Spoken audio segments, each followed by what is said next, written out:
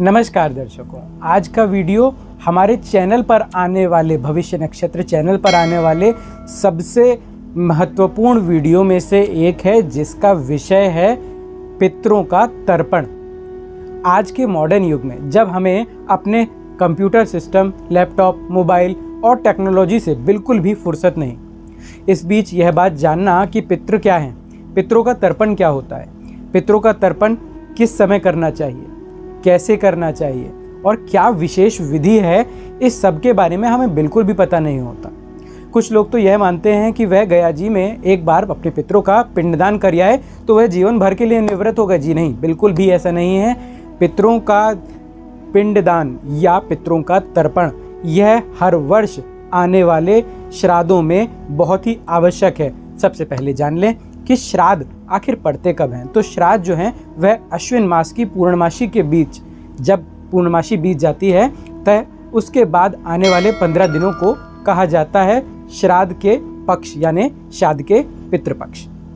जी हाँ मित्रों, सबसे पहले तो आपने यह जान लिया कि पितृपक्ष हैं कब। अब आप यह भी जान लें कि क्यों है पिंडदान करना और साथ ही साथ श्राद्ध करना या तर्पण करना जो भी हमारे पितृ हैं उनका। मित्रों, सबसे पहले तो हम यह जान लें कि जो भी हमारे पितृ हैं वह गया जी में पिंडदान करने के बाद कहीं चले नहीं जाते।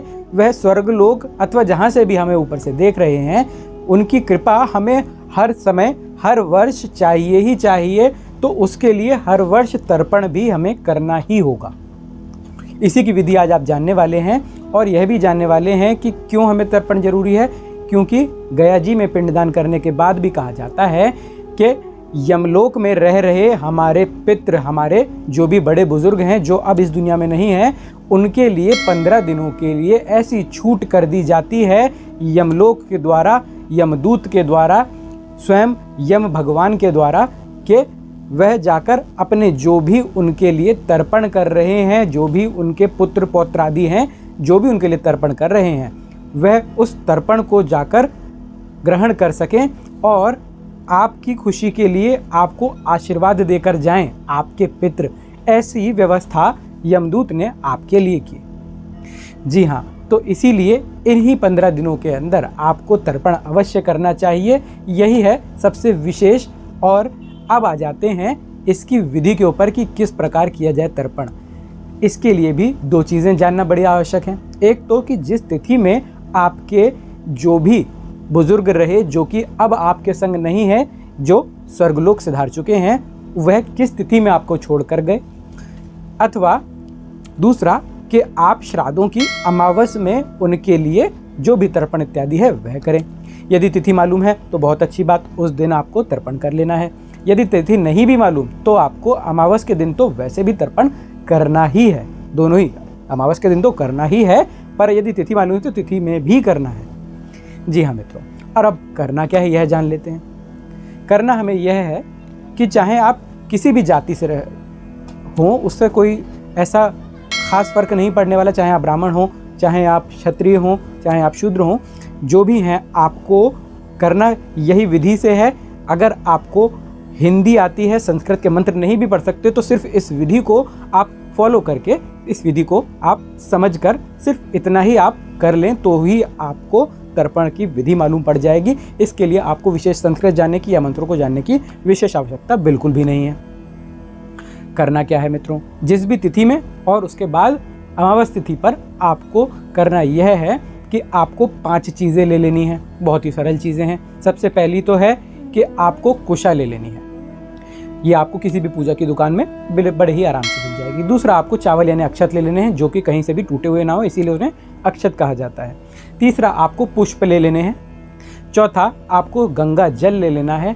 और 5वां, आपको ले लेने हैं पुष्प। जी हाँ, इन 5 चीज़ों का बड़े ही सरलता से आप इंतज़ाम कर लेंगे। और इसे कर लेने के बाद आपको कुशा और काले तिलों को अपने हाथ में ले लेना है। इसके बाद अक्षत अपने हाथों में रखने हैं और पुष्प अपने हाथों में ले लेने हैं। और इसके बाद ही आपको गंगा जल को अपनी अंजलि में इसी प्रकार भर लेना है। और उसके बाद अपने जो भी आपके बुजुर्ग रहे, जो अब आपके साथ नहीं हैं, जो भी आपके पितृ हैं, यदि आपने उनको देखा है और उनका चेहरा आपको याद है तो बहुत ही अच्छी बात, आंखें बंद करके उनको संकल्प के रूप में आप यह कहें कि मैं आपको आज तर्पण की जो भी विधि मुझे ज्ञात है, यदि मुझसे गलती हो रही है तो उसे माफ़ करते हुए मेरे तर्पण को आज आप स्वीकार करें और मुझे ऐसा आशीर्वाद दें कि जीवन में आ रहे जितने भी पितृदोष हैं अथवा जितने भी प्रकार के ऐसे दोष हैं जिनके कारण मेरे कामों में रुकावट आती है या आ सकती है, उन्हें आप दूर करें।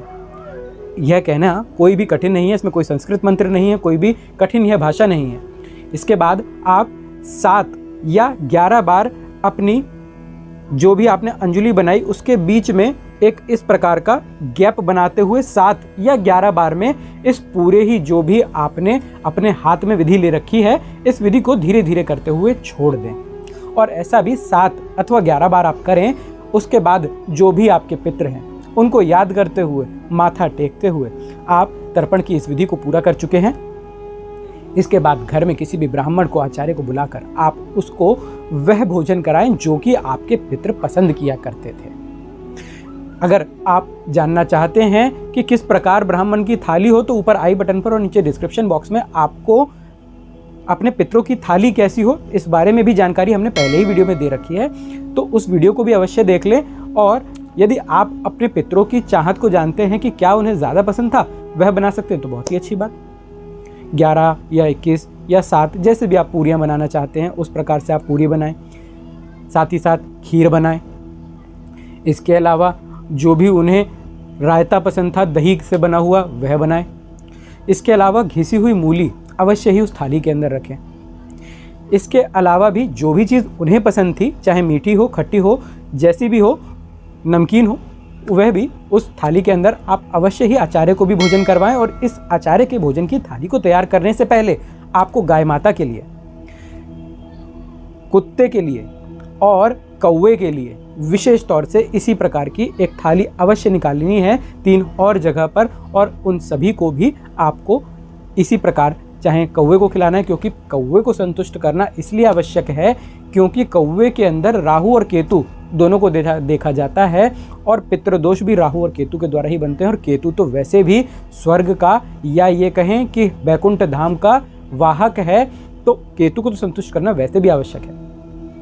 तो कौवे को ज़रूर आप तर्पण के बाद या तर्पण से पहले ही उसका भोजन अलग कर दें। और उसके बाद कुत्ते की और गाय की रोटी तो आपने निकालनी ही है। यह सभी कर लेने के बाद, आचार्य को संतुष्ट करने के बाद, उसके चरण स्पर्श करने के बाद जो भी आपने यथाशक्ति दक्षिणा सोची हुई है वह आचार्य को देकर खुशी खुशी उनको जितने भी उनको संपन्न करके, उनको संतुष्ट करके आप उनको विदा करें।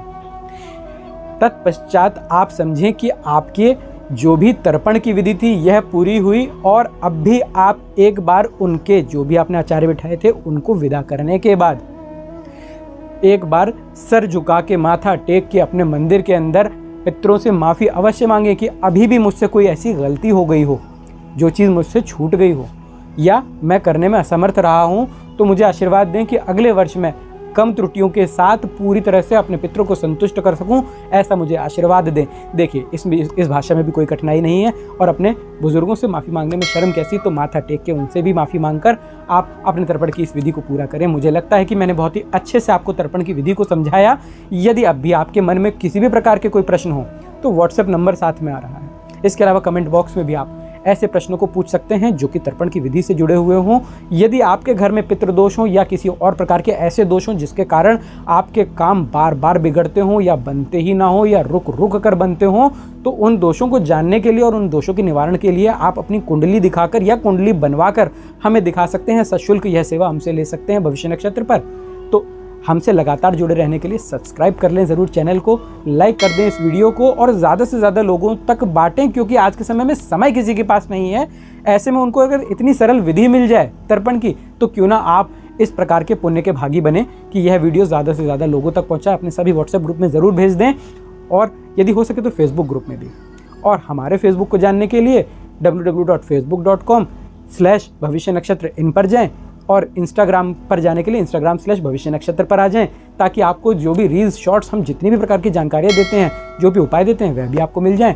आज की वीडियो के लिए इतना ही। बहुत बहुत धन्यवाद मित्रों। ओम नमः शिवाय।